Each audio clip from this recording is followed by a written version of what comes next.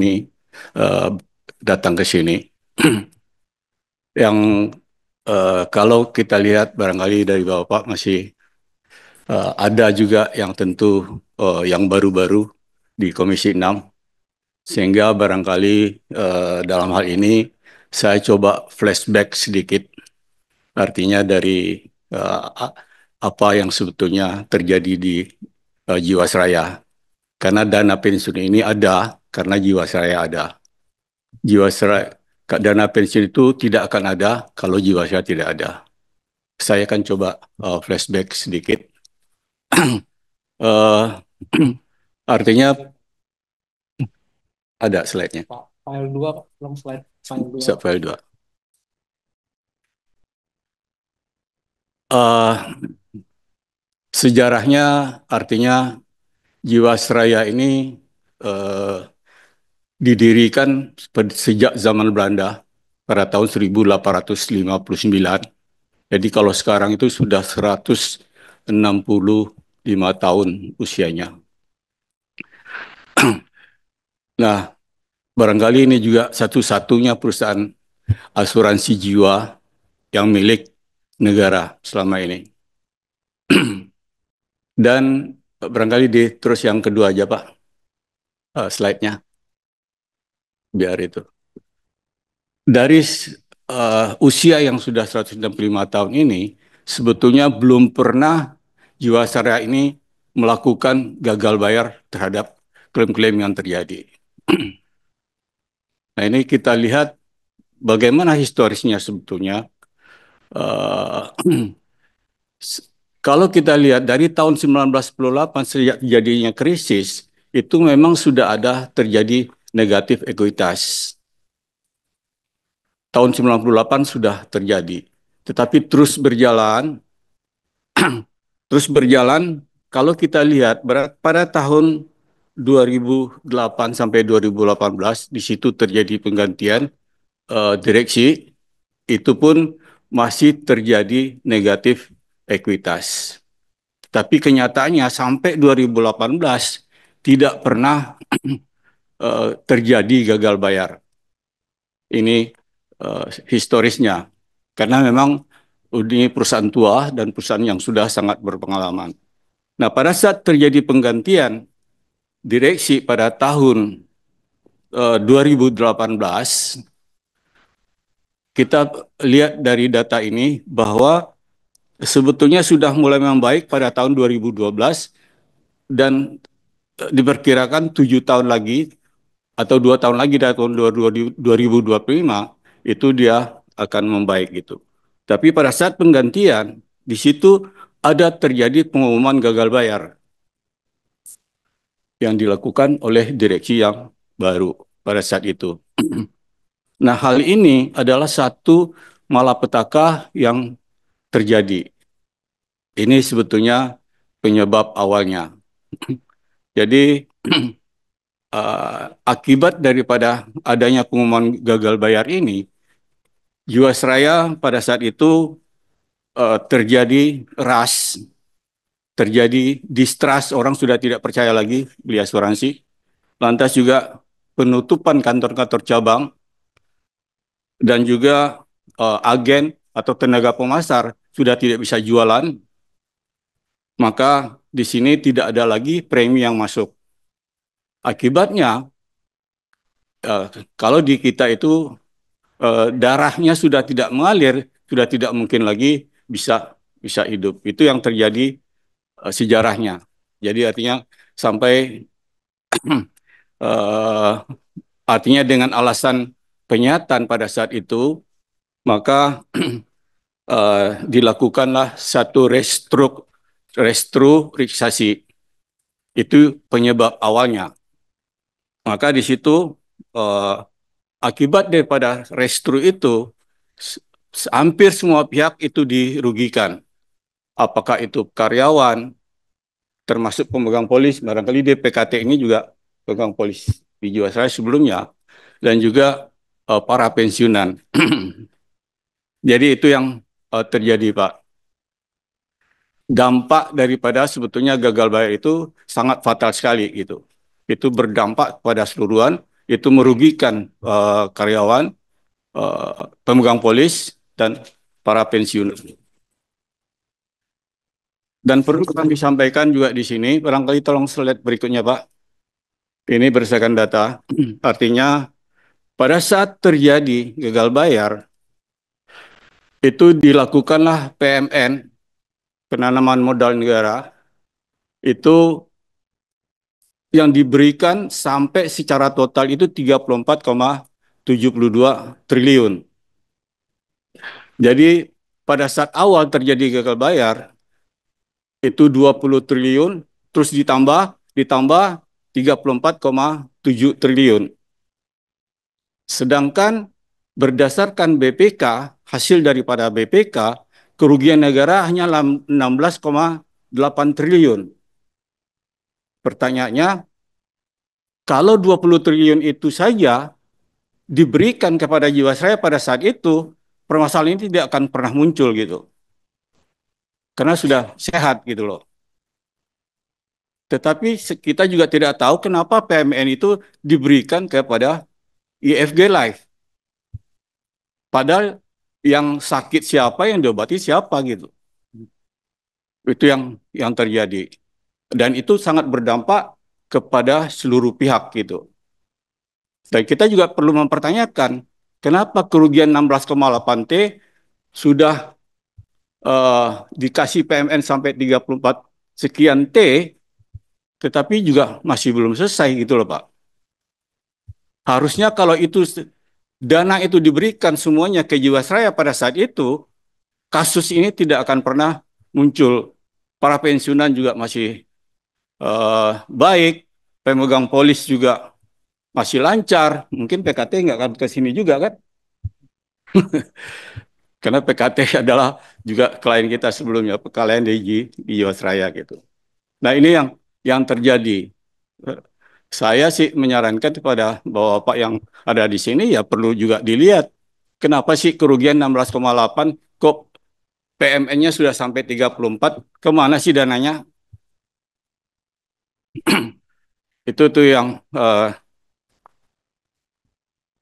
itu sejarahnya Pak. Kenapa kita sampai datang ke sini sebetulnya tidak perlu kalau hal itu dilakukan di awalnya. Sekarang saya lanjut kepada DPPK, dana pensiun tadi yang sudah disampaikan oleh Pak Deong sebagai Ketua Umum. eh, Kita pada saat ini disampaikan ada 90% yang memang lagi dalam kesulitan. Yang hasilnya tuh, yang penghasilan pensiunnya adalah di bawah UMR. Jadi apakah kita, sedangkan sampai saat ini, kekurangan solvabilitas yang harus dibayar itu sampai 300 berapa? 371,8 miliar. Ya. Dan itu pun baru per posisi sampai dengan 2023. Kita belum tahu nih, 2024 kita harus hitung ulang kan gitu Pak. Berapa yang harus dibayar oleh uh, pendiri kepada uh, kepada DBPK. Jadi kalau kita lihat ada sekitar 245 orang, 2.300 orang pensiunan yang nantinya yang akan menderita. Kalau ditambah keluarganya masing-masing itu sekitar 7.000 orang yang akan nanti uh, yang sengsara gitu Pak. Kalau hal itu tidak dibayar oleh uh, pendiri. Jadi harapan kita tentu sebagaimana tadi sudah disampaikan oleh Pak Deong sebagai Ketua Umum di sini, bagaimana seluruh kekurangan solvabilitas yang ada itu kita minta bantuan kepada Bapak yang terhormat di sini supaya itu bisa dipenuhi. Jadi kalau kita lihat lanjut Pak, tolong sedikit. Ini kita lihat bahwa terjadi defisit 371 miliar. Itu posisi 2023. Kita belum hitung lagi posisi 2024 dan pada saat nanti kalau memang betul-betul dilakukan pembubaran. Nilainya tentu akan berbeda. Jadi itu adalah nilai yang posisi 2023. Dan kalau kita lihat rasionya di sini hanya 20,53%, yang harusnya 100% gitu. Sehingga pada saat kesempatan ini kita mengharapkan bantuan daripada Bapak-bapak yang ada di Komisi 6 ini, bagaimana eh, apa namanya kekurangan daripada solvabilitas ini Mohon maaf, Bang betul-betul bisa di Nadim, jangan kenceng-kenceng ngobrolnya. ya maaf ya artinya intinya bagaimana kekurangan solvabilitas ini itu betul-betul bisa dipenuhi oleh pendiri atau oleh pemegang saham karena itu semua itu sudah diatur di dalam Undang-Undang PPSK dan juga di dalam PJK terbaru PJK 35 Peraturan Otoritas Jasa Keuangan juga sudah diatur itu harus wajib dibayarkan segala utang yang kepada dana pensiun pemberi kerja. Jadi intinya adalah seperti itu.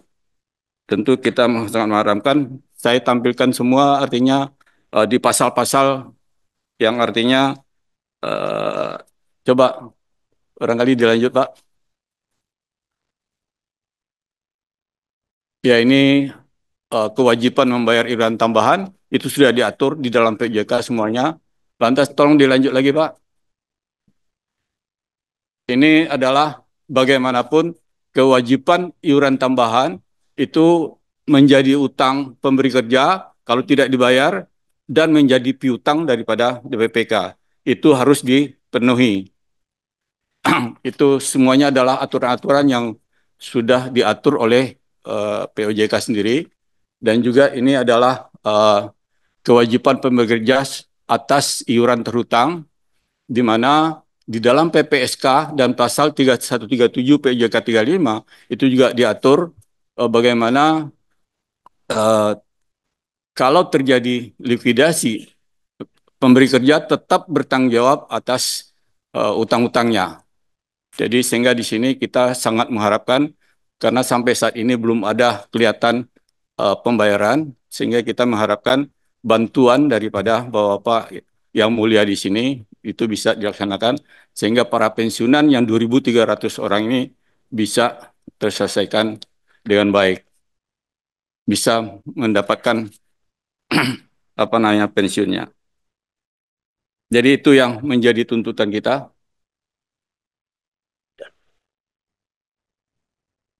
Ya, terakhir Pak yang menjadi ini kita,